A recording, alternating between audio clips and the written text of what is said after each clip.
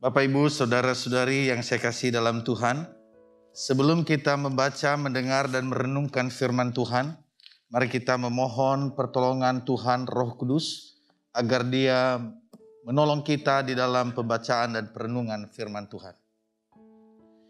Bapa yang baik, Bapa yang mengasihi kami di dalam Tuhan Yesus, yang telah datang ke dalam dunia ini, dan pada hari ini, di hari Jumat Agung, kami ingat kembali bagaimana pengorbanan Tuhan yang rela menyerahkan dirinya, bahkan disiksa, disalibkan dan mati di atas bukit Golgota itu, dikuburkan dan bangkit dari antara orang mati, dan engkau hidup, bahkan engkau sekarang ada di sorga, dan engkau memberkati kami. Bapa, kami ingin membaca firman-Mu, kami ingin mendengar dan merenungkannya. Mohon Tuhan menolong dan memberkati kami. Di dalam nama Tuhan kami Yesus Kristus kami berdoa. Amin. Bapak, Ibu, Saudara-saudara yang saya kasih dalam Tuhan Yesus Kristus, tema firman Tuhan kepada kita di Jumat Agung ini adalah Kristus Imam Agung. Kristus Imam Agung. Dan firman Tuhan yang menjadi landasan daripada khotbah ini terdapat di dalam Ibrani pasalnya yang ke-4 ayat 14 sampai 16. Demikian firman Tuhan. Karena kita sekarang mempunyai imam besar agung yang telah melintasi semua langit, yaitu Yesus Anak Allah, baiklah kita teguh berpegang pada pengakuan iman kita. Sebab imam besar yang kita punya bukanlah imam besar yang tidak dapat turut merasakan kelemahan-kelemahan kita. Sebaliknya sama dengan kita, ia telah dicobai hanya tidak berbuat dosa. Sebab itu marilah kita dengan penuh keberanian menghampiri takhta kasih karunia, supaya kita menerima rahmat dan menemukan kasih karunia untuk mendapatkan pertolongan kita pada waktunya. Demikian jauh pembacaan firman Allah. Kita berbahagia kalau kita mendengar, memelihara, dan melakukan dalam kehidupan kita sehari-hari. Hosiana. Hosiana, Hosiana, Hosiana.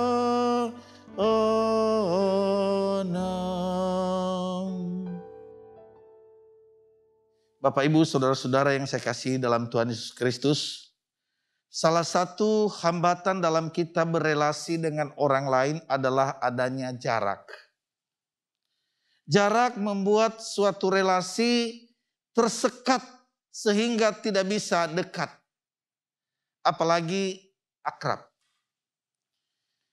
Jarak itu tidak harus berarti lokasi berbeda, Bapak Ibu, atau berjauhan.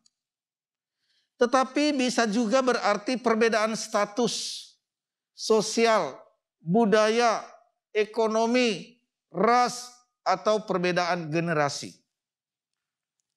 Walaupun kita ada dalam satu lokasi yang sama, komunitas yang sama, tetapi karena adanya jarak belum tentu kita bisa dekat dan akrab satu dengan yang lain. Sebagai contoh, setiap kita kan tahu kalau di perusahaan pasti mempunyai atasan, bukan? Kita sebut saja atasan kita itu adalah bos. Di atas bos kita ada bos-bos lain. Dan bos yang paling top adalah big boss. Nah, saudara, semakin jauh posisi kita dengan posisi big boss, semakin renggang relasi kita dengan beliau. Mengapa? Karena adanya jarak, saudara-saudara. Dan untuk datang ke ruangan beliau, misalnya, big boss itu kita menyapa dia, selamat pagi. Ketika kita duduk di depan beliau, kita merasa kikuk. Apalagi duduk di kantornya, ngobrol, ngidul seperti teman lama. Enggak mungkin, saudara-saudara. Karena apa? Enggak level. Mengapa? Karena ada banyak jarak antara big boss dengan kita. Demikian juga saudara dalam perjanjian lama, Allah dengan manusia itu sangat jauh sekali jaraknya. Dapat kita bisa melihat hal itu di dalam konteks orang Israel dalam ibadah mereka di bait suci. Bait suci orang Israel itu terdiri dari 3, saudara. Pertama, pelataran, ruang kudus, dan ruang maha kudus. Nah, saudara-saudara yang saya kasih dalam Tuhan Yesus Kristus, Allah itu bisa dijumpai di ruang maha kudus. Dan siapa yang mewakili umat Israel untuk boleh bersekutu dengan Allah dan boleh berelasi dengan Allah, boleh menyampaikan isi hati umat, hanya imam besar. Saudara-saudara, peran sentral dari imam besar di dalam keagamaan orang Yahudi terlihat ketika imam besar bertugas mempersembahkan ritus kurban tahunan di bait suci yang terletak di kota Yerusalem itu. Di dalam ritus tahunan tersebut hanya imam besar yang diizinkan masuk ke dalam ruang maha suci di bait suci itu. Saudara, jabatan imam yang paling tinggi di dalam agama Yahudi yang berkaitan dengan ibadah orang Israel adalah imam besar. Imam besar Israel dipercaya sebagai wakil umat Israel di hadapan Allah, serta berperan sebagai pengantaran yang kudus antara umat dengan Allah. Nah, saudara, pada masa kini jabatan imam dan imam besar seperti pada zaman perjanjian lama sudah tidak ada lagi, saudara. Ya, jangan sampai ada yang menganggap bahwa ada imam besar, sudah tidak ada. Jabatan imam besar itu sudah berakhir karena jabatan tersebut hanyalah gambaran dari imam besar yang sesungguhnya, yaitu Yesus Kristus. Imam besar pada zaman perjanjian lama harus berulang-ulang mempersembahkan korban binatang setahun sekali. Sedangkan Tuhan Yesus mempersembahkan darahnya sendiri satu kali saja dan tidak perlu diulang-ulang lagi. Saudara-saudara, Yesus disebut sebagai imam besar. Ia mengorbankan dirinya sendiri, darahnya sendiri. Kalau dalam perjamuan kudus yang biasa kita lakukan, nanti juga kita akan mengikuti perjamuan kudus. Di situ saudara, perjamuan kudus menyatakan bahwa Yesus mencurahkan darahnya untuk menebus kita. Di sana ada kebenaran tentang Yesus sebagai imam besar. Roti itu pun tentang tubuhnya, dan Yesus mengorbankan dirinya untuk kita. Saudara-saudaraku yang saya kasih dalam Tuhan Yesus Kristus, Tuhan Yesus memberikan damai sejahtera dengan membebaskan kita dari dosa-dosa kita. Persembahan hewan tidak membuat perubahan apa-apa. Hanya darah Yesus yang dapat memberikan keselamatan. Yesus menjadi imam besar yang sempurna karena pengorbanannya sempurna. Saudara, orang-orang Lewi mempersembahkan hewan dan darah hewan kepada Allah. Namun Yesus mempersembahkan dirinya. Dia menyerahkan dirinya kepada kita. Saudara, saya ingat satu kesaksian seorang anak Tuhan. Anak Tuhan ini dia mimpi, saudara. Dan pada waktu dia mimpi seperti dia dibawa ke surga. Waktu sampai di surga bersama dengan malaikat begitu indah. Begitu manis. Suasana tenang, damai. Tibalah di sebuah tempat di mana ada banyak buku-buku di situ. Buku-buku banyak sekali. Lalu orang yang mimpi ini bertanya kepada malaikat. Hei malaikat, ini buku-buku apa ini semua? Terus malaikat menjawab bahwa buku-buku ini adalah daftar dosa-dosa orang yang pernah ada di bumi. Ini daftar dosa mereka. Jalan, terus dia berkata kepada malaikat, berarti ada juga buku dosa saya. Oh ada. Mana boleh saya lihat? Waktu berjalan dan dia melihat ada satu buku besar sekali. Sampulnya nggak bisa dilihat lagi. Nah, saudara, pada waktu itu dia melihat satu buku kecil. Ada namanya. Nah, waktu dia mulai melihat, kok nggak ada tulisan dosa-dosa di sini. Kosong, kosong, kosong. di akhir daripada buku itu ada tulisan. Kalau mau tahu dosa kamu, lihat di buku besar itu. Oke, dia jalan. Waktu dia jalan tinggi sekali, dia naik tangga. Ya, untuk melihat di atas. Nah, itu ada begitu cepat ya. Ada namanya. Terus ada daftar dosanya di situ.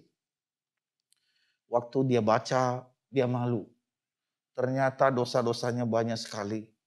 Begitu keji secara moral. Dia melakukan hal-hal yang tidak baik. Tapi di bawah itu ada tulisan merah. Dia katakan semua dosa ini, kejahatan ini sudah ditanggung oleh Tuhan Yesus. Itu sebabnya daftar dosa ini tidak termasuk di buku kecil yang ada namanya. Karena semuanya sudah disucikan, sudah ditanggung oleh Tuhan Yesus, maka tidak lagi ada di dalam buku dosa itu. Saudara yang saya kasih dalam Tuhan Yesus Kristus, kita tentu heran bagaimana kasih Tuhan yang begitu besar. Bagaimana Allah yang begitu luar biasa mengasihi kita. Buku kosong bersih karena dosa dilimpahkan kepada Tuhan Yesus Kristus. Mari kita bayangkan, disinilah sukacita itu keluar dalam bentuk tetesan air mata. Yang begitu dahsyat karena Tuhan sudah menanggungnya bagi kita. Hari ini Jumat Agung Bapak Ibu, saya mau mengajak kita refleksi sedikit. Mari kita berenung. Kita melihat bagaimana dari Alkitab dilaporkan dalam Alkitab, bagaimana penderitaan Tuhan Yesus yang telah menanggung dosa-dosa kita sehingga buku dosa kita itu bersih karena dia sudah menanggung di atas kayu salib. Melalui pengorbanannya yang luar biasa. Sambil kita merenungkannya, saya minta musik boleh secara instrumen, boleh dimainkan kepada kita. Mari Bapak Ibu, dosamu begitu luar biasa. Dosaku begitu besar. Mari kita melihat daftar penderitaan Yesus di kayu salib. Ketika Yesus ditangkap, Yesus melepaskan haknya untuk mendapatkan bantuan belas pasukan malaikat. Para malaikat telah siap untuk melepaskan dia, tetapi ia melepaskan haknya untuk mendapatkan bantuan itu. Saudara, dia dikhianati. Yesus dicium oleh Yudas, muridnya sendiri. Tetapi ciuman itu adalah ciuman pengkhianatan seorang muridnya. Yesus dijual oleh Yudas Iskariot. Muridnya sendiri dengan 30 keping perak. Itu harga seorang budak. Tuhan Yesus disamakan dengan seorang budak. 30 perak. Yesus dibelenggu. Padahal Yesus tidak pernah berusaha melarikan dirinya. Saat dia niaya, dengan cara dibelenggu, Yesus tidak berteriak. Yesus diperlakukan seperti penyamun oleh imam-imam kepala dan kepala-kepala pengawal bait Allah. Serta tua-tua yang datang untuk menangkap dia. Rombongan itu membawa pedang dan pentung. Padahal dia adalah seorang pengajar yang ada di bait Allah. Yesus ditinggalkan oleh murid-muridnya saat dia ditangkap karena iman mereka terguncang. Saudara tahu, sebelum pengadilan, Yesus telah diputuskan hukuman mati sebelum dia diadili. Yesus ditampar oleh seorang penjaga karena dianggap memberi jawaban yang tidak sopan terhadap Hanas yang masih diperlakukan sebagai imam besar. Yesus dikirim secara terbelenggu kepada imam besar Kayafas oleh Hanas. Padahal Yesus tidak pernah berusaha melarikan diri. Yesus difitnah. Yesus dicari-cari kesalahannya agar dapat dihukum mati. Yesus dianggap menghujat Allah. Yesus diludahi mukanya. Yesus ditinju mukanya. Yesus disangkali oleh muridnya Petrus sampai 3 kali. Yesus dianggap sebagai penjahat. Yesus ditindas oleh Herodes. Yesus tidak membuka mulutnya. Yesus diolok-olok oleh Herodes dengan mengenakan jubah kebesaran kepadanya. Yesus disalibkan tanpa ditemukan kejahatan padanya. Yesus menjadi korban seorang penguasa bernama Pilatus yang tidak bertanggung jawab, cuci tangan. Yesus diperhadapkan kepada rakyat sebagai salah satu pilihan. Dia atau Barabas yang akan dibebaskan pada hari raya itu.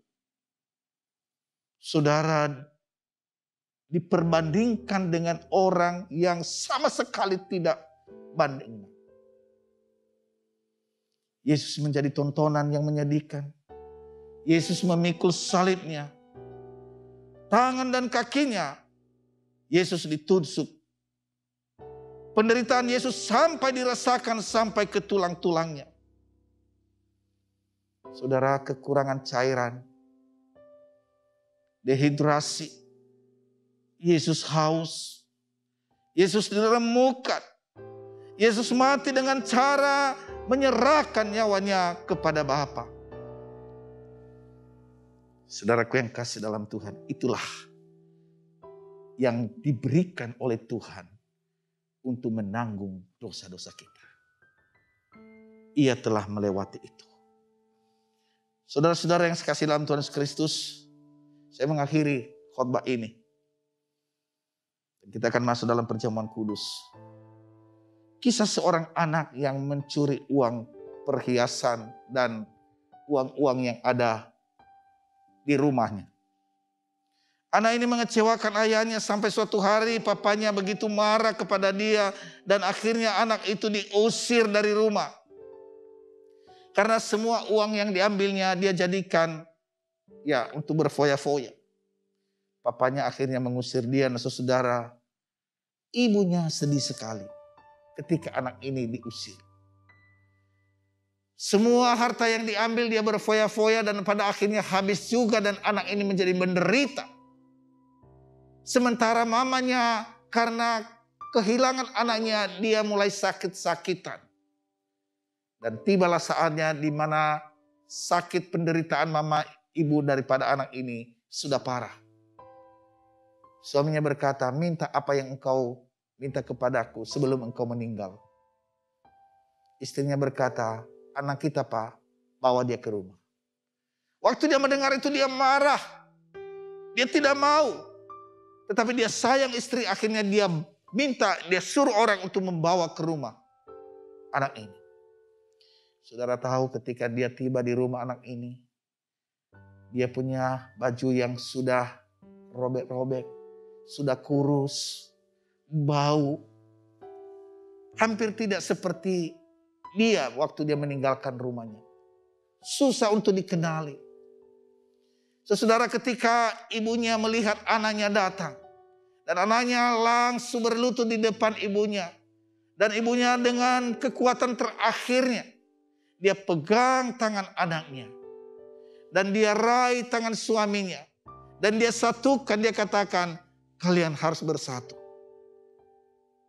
Saudara yang kasih dalam Tuhan Yesus Kristus, apa yang terjadi? Setelah dia mengucapkan kalimat itu, ibu ini meninggal. Dan pada akhirnya bapak ini bisa menerima anaknya. Dan anaknya juga mau berubah dan mengasihi bapaknya. Bapak ibu saudara-saudaraku yang saya kasih dalam Tuhan Yesus Kristus. Hari ini kita merayakan Jumat Agung. Itulah yang dilakukan oleh Tuhan Yesus. Ketika dia datang ke dalam dunia ini dia menderita. Dia mempersatukan kita dengan Bapa. Karena kita adalah orang-orang yang telah berdosa. Berseteru dengan Allah. Saudara, melalui pengorbanan Tuhan Yesus Kristus, akhirnya kita diampuni. semua dosa kita ditanggung. Dan kita berada dalam damai sejahtera dengan Allah. Dan di dalam damai sejahtera Allah itu maka kita sesungguhnya menikmati anugerah Tuhan, berkat-berkat Allah dalam persekutuan dengan Allah.